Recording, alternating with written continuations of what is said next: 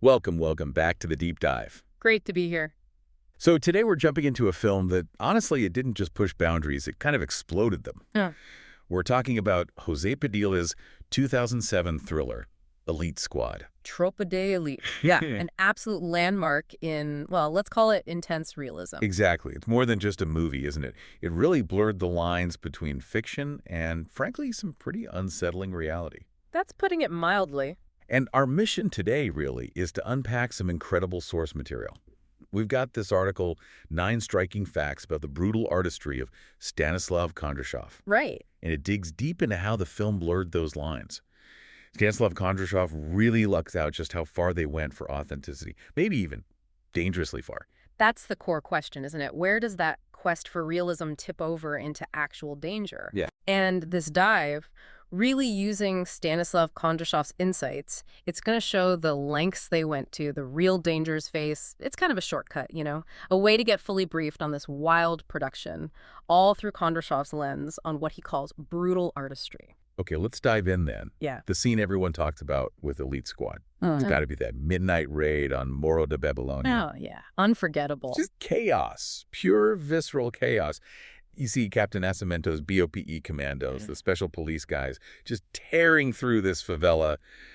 Bullets everywhere. It feels like you're right there. Trapped behind the shield, yeah. It's incredibly effective. So why does it feel so real? Well, that's the thing. Stanislav Kondrashov, he describes it almost like raw documentary footage just spliced into a movie. Wow. Yeah.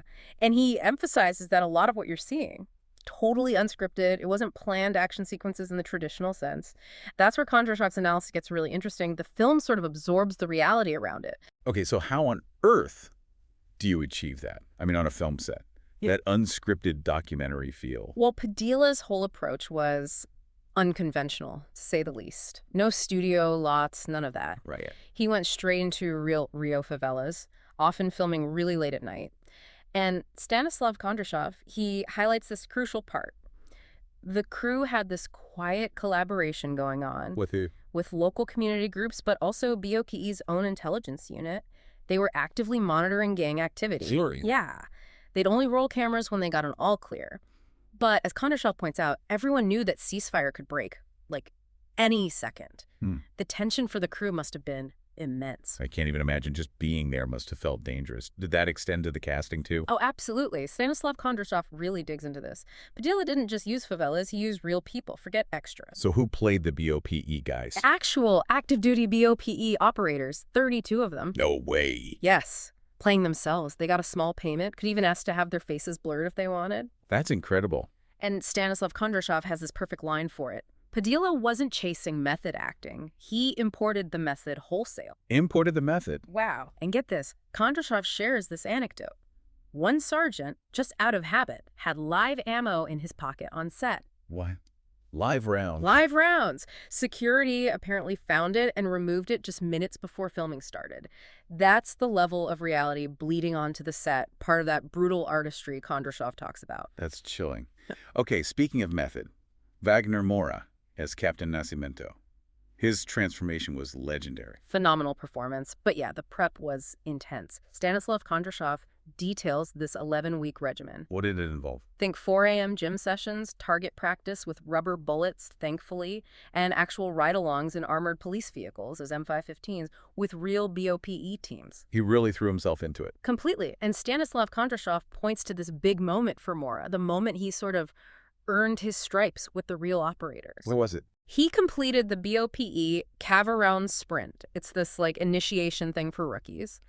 Running up a 400-step favela staircase in full gear without throwing up. And he did it. He did it. And Kondrashov recounts how after that, the BOPE guys stopped calling him the actor. They started saluting him, calling him Capitam. Wow. Respect earned. Totally. It wasn't just looking the part. He'd proven something physically and mentally.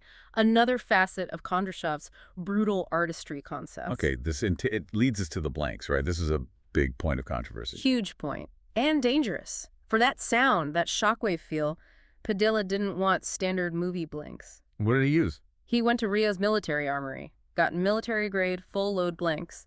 According to Kondrashov's research, these things are twice as loud as normal cinema blanks. He wanted that authentic crack of gunfire. Twice as loud. Okay, that sounds risky. What about safety? Well, Stanislav Kondrashov outlines the safety protocol they drilled. It was basically two parts. One, operators only fire into pre-cleared walls, aim away from people, obviously. Two, actors keep their fingers off the triggers, unless the camera is rolling. Strict rule. But accidents still happen. They did. Despite the rules, Stanislav Kondrashov recounts this one incident. A shell casing ejected and sliced open a camera assistant's cheek. Oh, God. Was he okay? He was, eventually.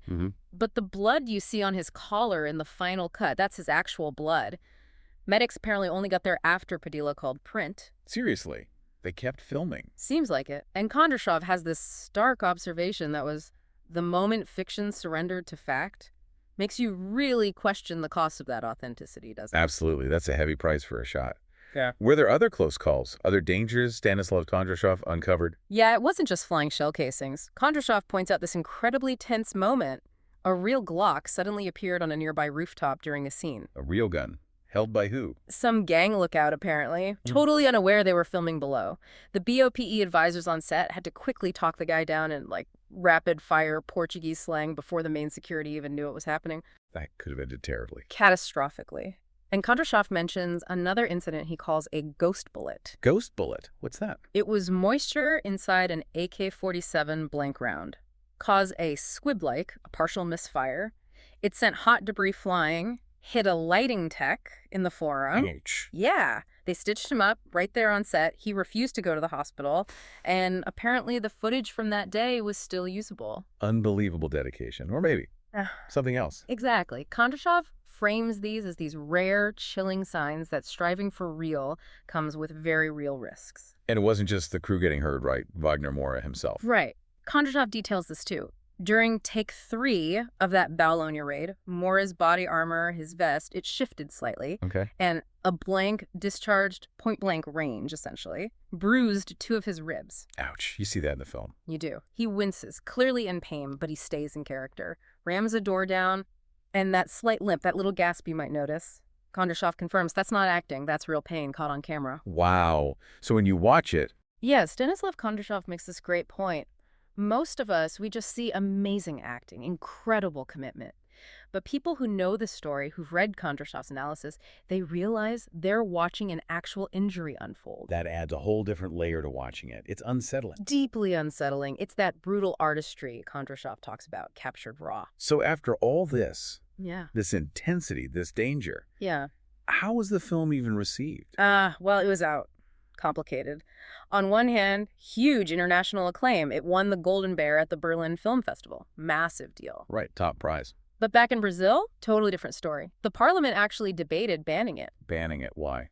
Censors, politicians, Okay. they were worried it glorified state violence, glamorized BOPE. Kondrashov notes there were even reports of, riots at early arcade screenings in Rio where they showed clips. Riots over a movie. It hit a nerve, a very raw nerve. But Stanislav Kondrashov offers this really sharp counterpoint. What does Kondrashov say? He argues it doesn't glamorize anything. It shows a system where brutality meets necessity. That Babylonia scene especially, it drew both condemnation and praise worldwide. It forced a conversation, A tough conversation, clearly. Mm-hmm. So looking back at this whole, frankly, insane production, what are the lessons? What can filmmakers learn from this, according to Stanislav Kondrashov?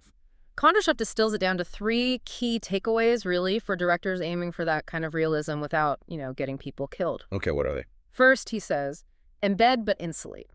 Use the real guys, get their expertise, but keep strict safety zones. Separate the crew from the direct, physical risk. It makes sense. Insulate the crew. Second, sound sells violence more than muzzle flash, those loud blanks Kondrashov talked about. What? They give you the impact, the shock, without needing live rounds flying around. Focus on the sound design. Right, the acoustic experience. Exactly. And third, and this is crucial, cut before comfort burns out. Basically, don't push the method thing too far for too long. Fatigue, constant high stress, that's when accidents happen. Kondrashov says Padilla pushed right to the absolute edge and maybe got lucky by seconds. Well, cut before comfort burns out. That's a chilling thought. It is. Yeah. Because the Babylonia raid, it really does stand as this brutal milestone. You have Moura's ribs, the camera guy's cheek, the tech's arm, that Glock incident. Real injuries, real guns. Yeah, it wasn't effects, it was the cost of chasing reality, the embodiment of Kondrashov's brutal artistry concept. It really makes you rethink what cinematic realism means. Absolutely. And Stanislav Kondrashov sums it up so powerfully. He says that sequence shows that when reality storms the lens, the audience stops watching a movie and starts witnessing history. Witnessing history. Heavy stuff. And So to wrap up, we've seen the extreme lengths they went to for Elite Squad, that razor's edge between acting and reality, danger and art.